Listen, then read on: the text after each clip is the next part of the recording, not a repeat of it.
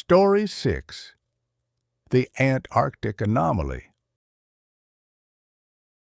The McMurdo Research Station sat on the edge of the Ross Ice Shelf, a small cluster of buildings housing scientists who studied everything from climate patterns to cosmic rays. Dr. Sarah Kim had been stationed there for 3 months, leading a glaciology team that was drilling ice cores to study historical climate data. It was early November, the height of the Antarctic summer, when the sun never set and the ice gleamed under 24 hours of daylight. Sarah's team had just completed their deepest core yet, nearly 2 miles down into ice that had been accumulating for over 1 million years. They were examining the core samples in the lab when Sarah noticed something strange in the section from the very bottom. Embedded in ice that was over 1 million years old was something that looked metallic. At first, she thought it might be a meteor fragment, but the shape was too regular, too deliberately formed. "We need to extract this carefully," Sarah told her team. "Document everything." Over the next 2 days, they carefully melted away the ice surrounding the object, working in a clean room environment to prevent contamination. What emerged was a small device, roughly 6 inches long, made of a metal that none of them could identify. It was covered in what appeared to be circuitry or inscriptions, patterns etched into the surface with incredible precision. "This can't be here," said Dr. Yuki Tanaka, one of Sarah's colleagues. "Ice this old predates human civilization by hundreds of thousands of years." "I know," Sarah replied quietly, "but it is here." They ran every test they could think of. Spectroscopic analysis suggested the metal was an alloy of elements that didn't exist naturally on Earth. Carbon dating was impossible. The object seemed to resist analysis as if it was designed to be unreadable by conventional methods. Sarah reported the finding to the base commander, who immediately classified the information and contacted authorities in Washington.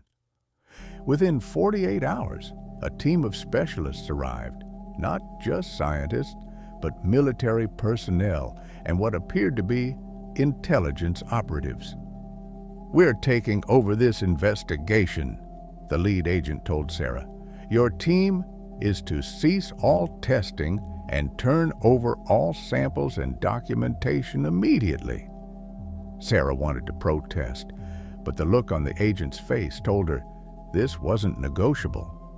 She watched as they carefully packed up the device and all of her team's research, loading it onto a transport plane that left within hours. But Sarah had made copies. Against protocols, against direct orders, she had photographed the device from every angle and backed up all their data to a secure server before the agents arrived. She knew she could lose her career for this, but she also knew that something this important shouldn't just disappear into classified archives. That night, unable to sleep, Sarah reviewed the photographs on her laptop. She zoomed in on the patterns etched into the device's surface, trying to make sense of them. And slowly, impossibly, meaning began to emerge. The patterns weren't just decorative, they were mathematical. Equations written in a universal language that any technological civilization might develop independently.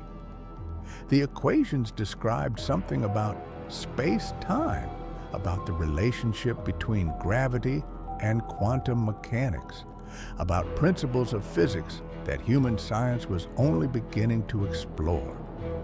But these equations went further, suggesting technologies that shouldn't be possible, methods of manipulating reality itself that contradicted everything Sarah thought she knew.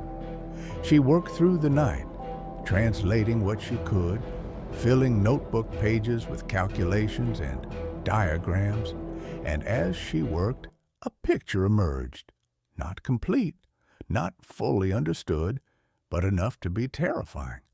The device was a marker, a beacon, something that had been placed in Antarctic ice over 1 million years ago, deliberately positioned to be found when human civilization had advanced enough to drill that deep.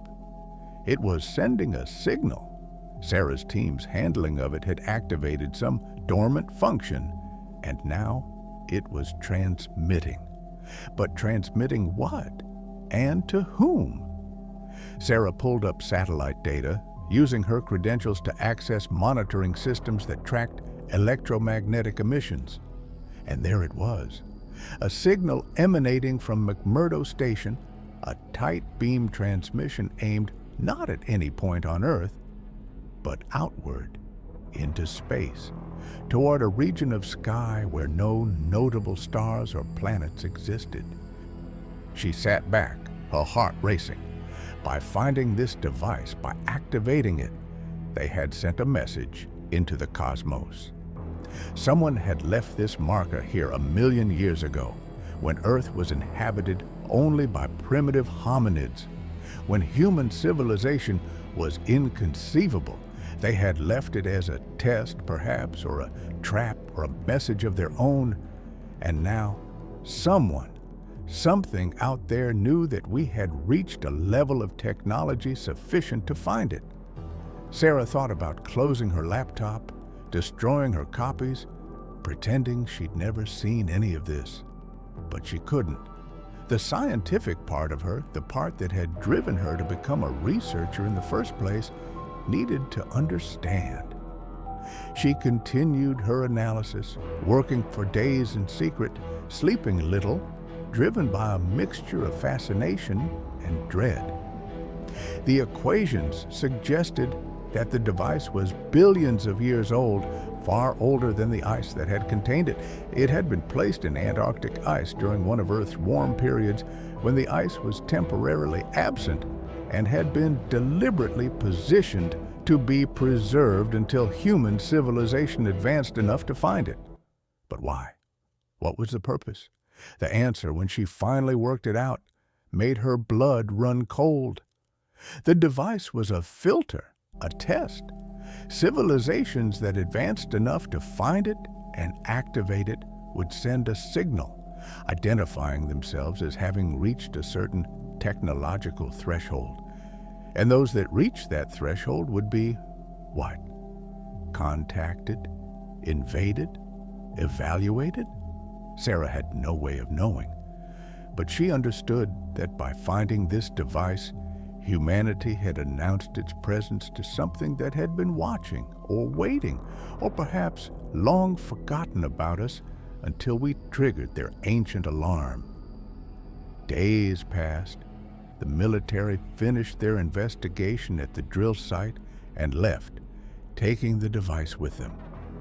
Sarah's team was debriefed, warned about classification and national security, and sent home. Sarah returned to her university position in California, but she couldn't let it go. She couldn't stop thinking about that signal, broadcasting into space, announcing humanity's readiness for something.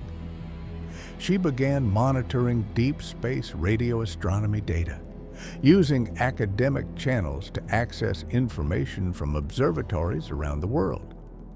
She was looking for a response, some indication that the signal had been received. 3 months after they'd found the device, she detected it, a return signal coming from the same region of space where the original transmission had been aimed. It was brief, just a burst of data lasting less than a second, but it was unmistakably artificial and unmistakably directed at Earth. Sarah decoded the message. It was simple, almost disappointingly so. A single piece of information, a date, a day and time, approximately 6 months from when Sarah received the message. No explanation, no additional context, just a date. Sarah realized she was being given advance notice. Whatever was coming, whatever the device had summoned, would arrive on that date. She had 6 months to prepare or to warn someone or to simply accept that humanity's next chapter was about to begin. She tried to go public, to publish her findings, to warn government authorities. But she was quickly shut down, her access to research databases revoked, her academic position threatened. The people who knew about the device wanted it kept quiet, wanted to control the narrative, wanted to prevent the public panic that would inevitably follow. So, Sarah waited, along with whatever classified groups were also watching the countdown. She marked the days on her calendar, watching them disappear one by one.